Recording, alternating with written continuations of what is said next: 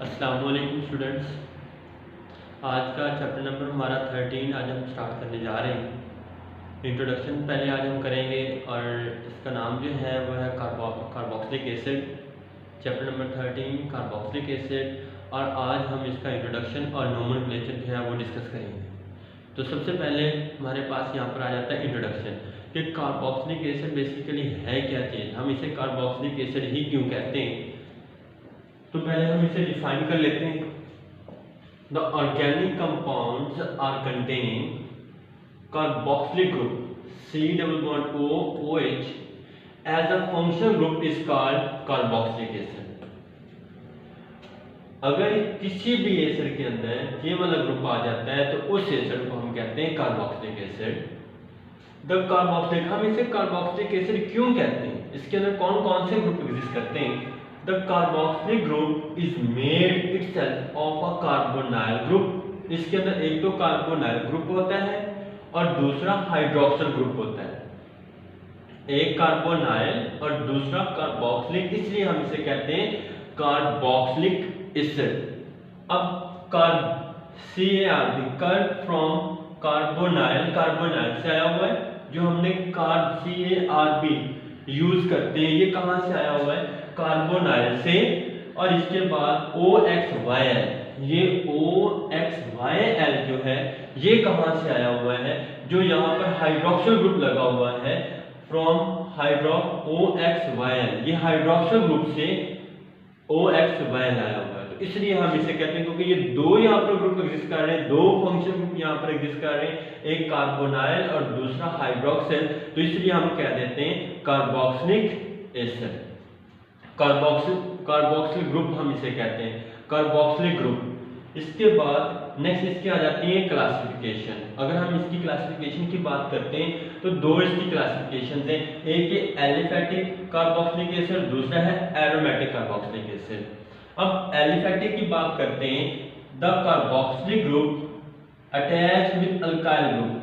ऐसा carboxylic group, ये वाला जो कार्बोक्सिलिक ग्रुप होगा COOH, ये यहाँ पर अगर ये अल्काइल ग्रुप के साथ अटैच होगा तो उस तरह के जितने भी कार्बोक्सिलिक एसिड होंगे उसे हम क्या कहेंगे, एलिफैटिक कार्बोक्सिलिक ग्रुप।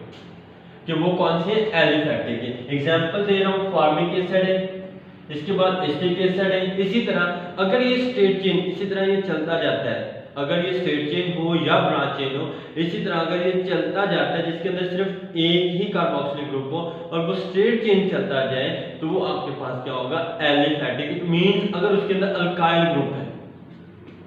अब इसके बाद एरोमेटिक कार्बोक्सिलिक ग्रुप, ऐसा ग्रुप जो अराइल ग्रुप के साथ अटैच हो उसे हम क्या कहते हैं, एरोमेटिक कार्बोक्सिलिक ग्रुप।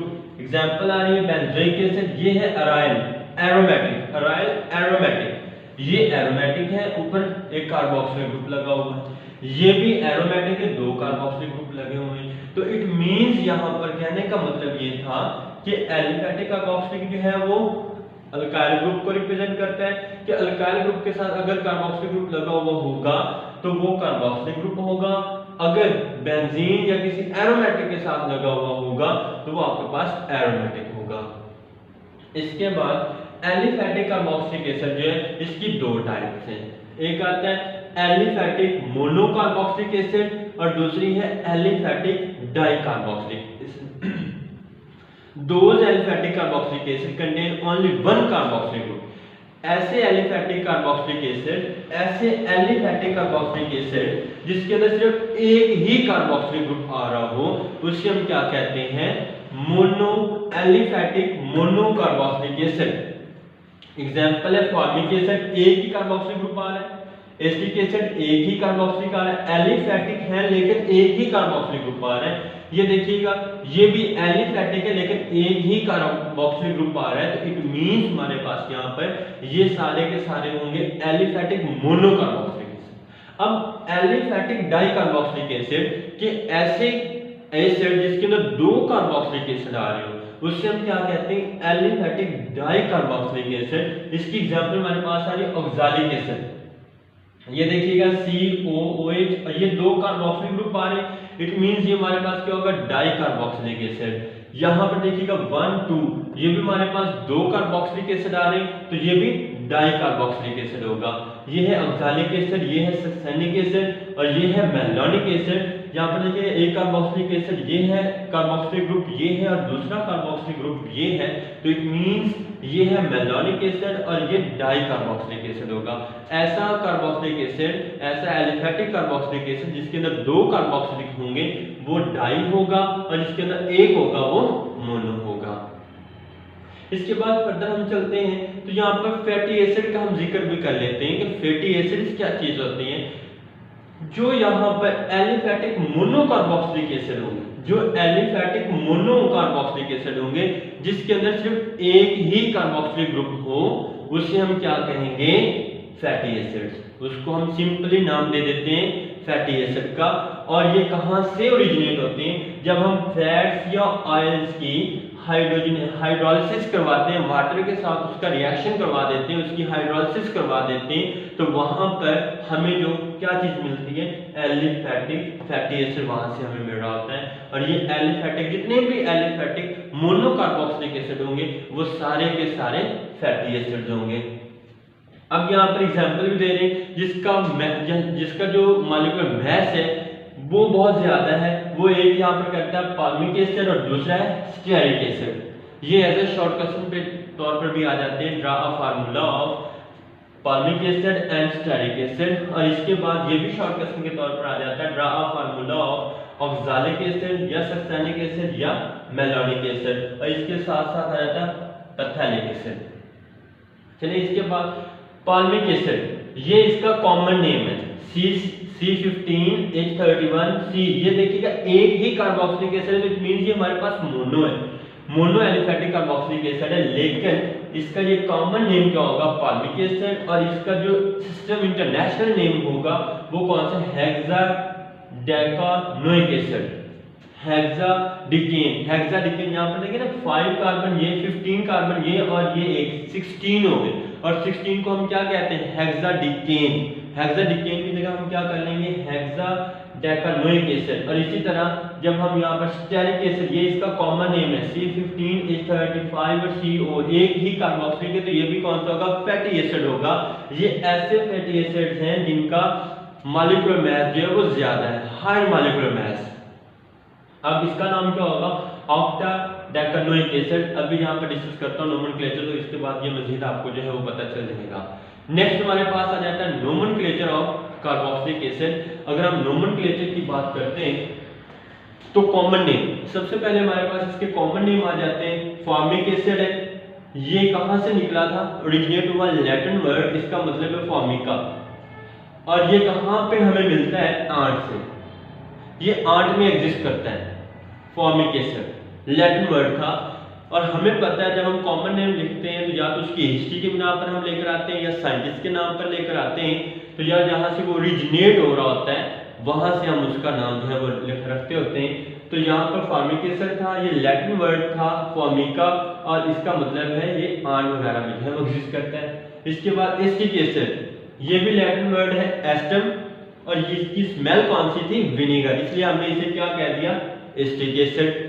और इसके बाद ब्यूटारिक एसिड, यहाँ पर देखिएगा लैटिन वर्ड है, ब्यूटारम से ये निकला है, और इसका मतलब ये कहाँ से ओरिजिनेट होता है, ये बटर के अंदर जो है वो एग्जिस्ट करता है ब्यूटारिक एसिड। ये तो इसके कॉमन नेम थे।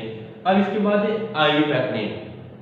अगर हम आयोपैक नेम की बात करते हैं, सबसे पहले हम लॉन्गेस्ट चेन को सिलेक्ट करते हैं।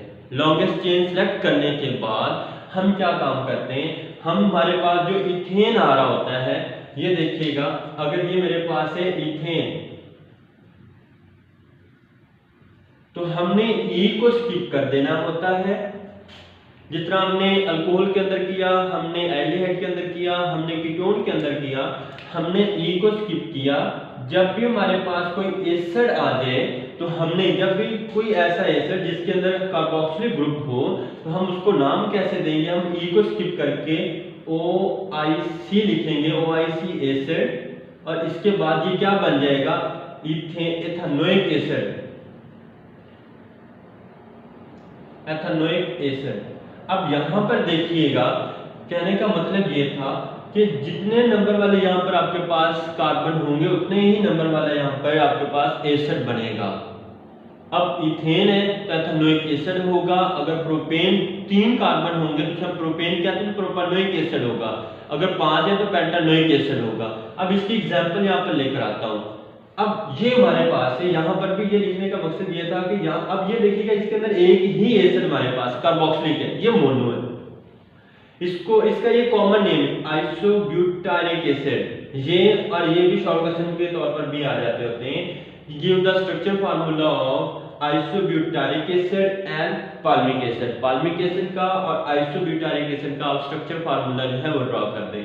अब इसका नाम, अब हम सिस्टम इंटरनेशनल जो है वो चलते हैं तो आपने नंबरिंग वहां से स्टार्ट करनी है जहां पे कार्बोक्सिलिक ग्रुप जो है वो करीब हो। अब इधर से कार्बोक्सिलिक ग्रुप जो था वो करीब था तो मैं नंबरिंग यहां से स्टार्ट करूंगा 1 2 3। अब यहां पर देखिएगा कोई सब्स्टिट्यूएंट ग्रुप यहां पे लगा हुआ है। हम सब्स्टिट्यूएंट ग्रुप को यहां पर पहले मेंशन करते होते हैं। तो सब्स्टिट्यूएंट ग्रुप कौन सा लगा हुआ है, मिथाइल यहां पर जो है वो सब्स्टिट्यूट लगा हुआ है। तो हम यहां पर उसकी पोजीशन मेंशन करते होते हैं। तो इसका नाम क्या होगा, 2 मिथाइल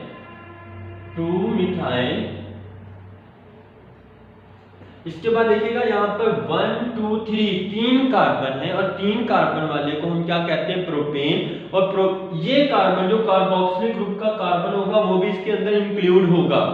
अब 1 2 3 तो यहाँ पर हमारे पास क्या आ जाएगा, 2 पोजीशन पर मिथाइल ग्रुप लगा हुआ है, 2 मिथाइल। इसके बाद क्या आ जाएगा, प्रोपानोइक एसिड, प्रोपेन से प्रोपानोइक एसिड, नोइक एसिड। अब ये हमें कैसे पता चला, हमें ये पता चला कि इसके अंदर ये कार्बोक्सिलिक ग्रुप प्रेजेंट था, तो इसलिए हमने यहाँ पर E को निकालकर OIC एसिड कर दिया। इसी तरह एक और यहाँ पर एग्जांपल लिखता हूँ, वो कौन सी होगी, CH3COOH।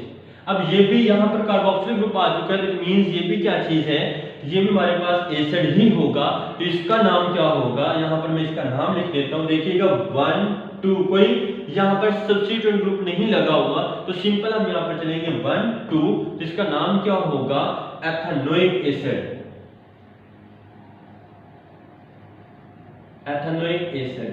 क्यों, क्योंकि 2 कार्बन थे तो 2 कार्बन को हम मीथेन कहते हैं, कार्बोक्सिलिक ग्रुप आ चुका है तो ये एथेनोइक एसिड बन जाएगा।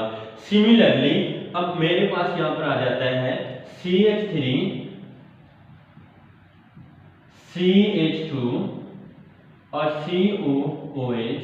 अब यहाँ पर देखिए कोई सब्स्टिट्यूएंट ग्रुप नहीं है, तो इट मींस हम नंबरिंग यहीं से स्टार्ट करेंगे 1 2 और ये 3। इसका नाम क्या होगा, प्रोपानोइक एसिड,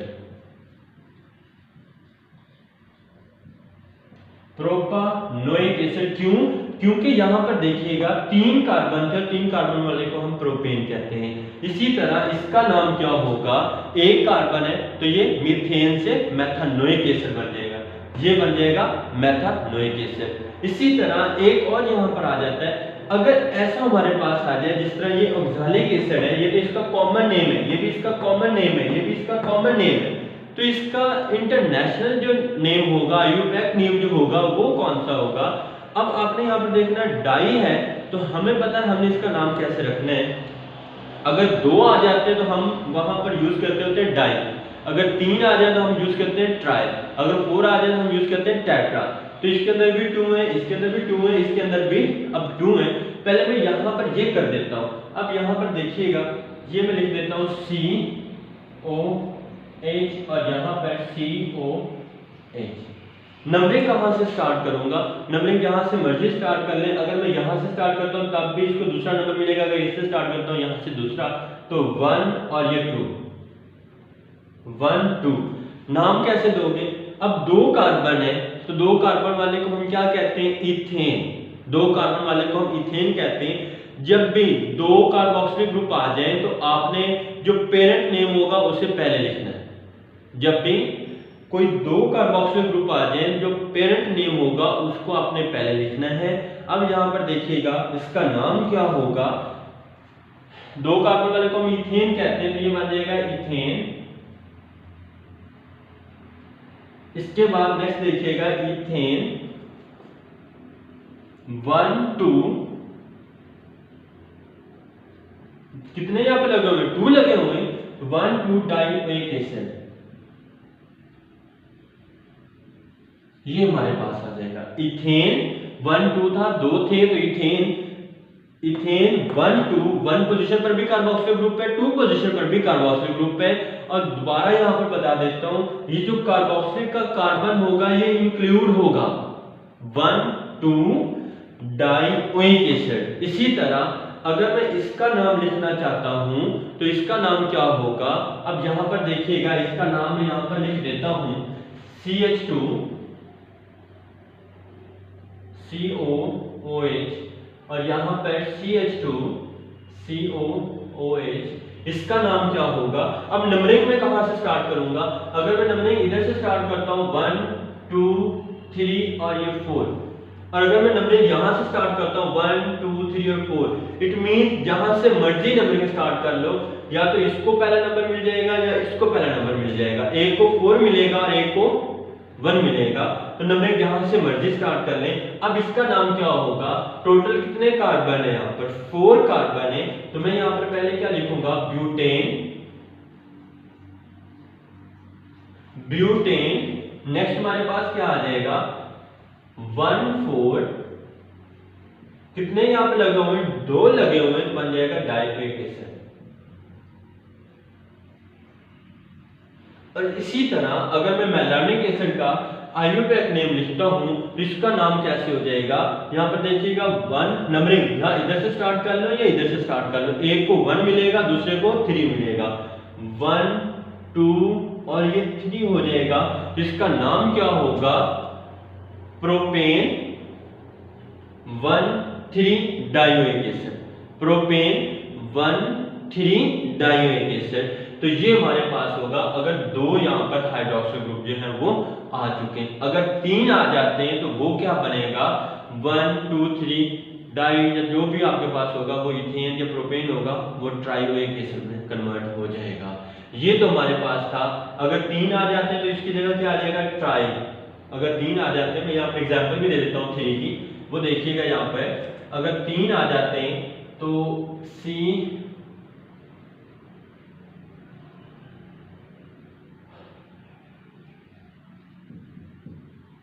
यहां पर आप देखिएगा C, ये सिंपल हम यहां पर लिख देते हैं, ये है हमारे पास, यहां पर ये चेंज कर देता हूं CH2 CH और यहां पर CH2 जी। अब नंबरिंग हम कहां से स्टार्ट करेंगे, नंबरिंग हम यहां से स्टार्ट करेंगे तो हमारे पास यहां पर आ जाएगा 1 2 3 4 5, तो हम इसका नाम जो है वो ट्राई के लिहाज से दे सकते हैं। तो यहाँ पर ट्राई का जिक्र हमारे पास जो है वो आ जाएगा। इसके बाद नेक्स्ट हमारे पास यहाँ पर आ जाता है, अब मैंने इसको नाम कैसे दिया था C15A31 COOH, इसको नाम कैसे दिया था, इसका नाम क्या होगा हेक्साडिकेन डीके डाइओइक एसिड हमारे पास आ जाएगा, और इसके बाद ऑक्टा डेकानोइक एसिड हमारे पास आ जाएगा। इसका क्या मतलब होगा कि C15 ये 17 और ये 18 हो जाएगा, और 18 को हम कहते हैं हेक्साडिकेन और ऑक्टाडिकेन, 18 को हम कहते हैं ऑक्टाडिकेन। ये हो जाएगा 15 और ये 1 16, तो 16 को हम क्या कहते हैं हेक्साडिकेन। हेक्साडिकेन, अब यहाँ पर भी कार्बोक्सिलिक है, यहाँ पर भी कार्बोक्सिलिक है, तो हम क्या कहेंगे हेक्साडेकानोइक एसिड, और यहाँ पर ऑक्टाडेकानोइक एसिड। ये इसके आईयूपैक नेम थे और ये इसके कॉमन नेम है। तो ये आज का हमारा जो लेक्चर था नोमेनक्लेचर था और इसका इंट्रोडक्शन था। अल्लाह हाफ़िज़।